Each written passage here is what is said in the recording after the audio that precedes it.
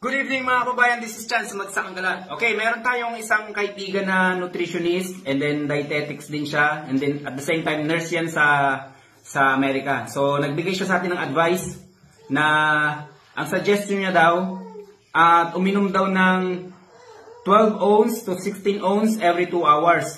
Magandang epektibo daw yun para makapagpababa ng timbang natin. And then ang sabi niya pa, isukatin daw ang baywang and then malalaman nila yung mabilis na resulta nun. So, syempre, gamit ka ng acid guard. And then, proven talaga mga kababayan, meron din akong kapitbahay na mataba, as in, wala nga leg yun eh. Pero ngayon, nagiging okay na yung katawan niya dahil sa pag-inom ng, talagang disiplina siya sa pag-inom, nakaka-4 hanggang 4 na litro siya sa loob ng isang araw, na wala yung diabetic niya, hindi na siya, hindi na mataas yung blood sugar niya. Marami pang magiging magandang resulta nito sa katawan ng tao kung lagi nyo itong kukonsumuhin. So, ingat kayo mga kababayan, ako si Chance at ako Magsakanggala.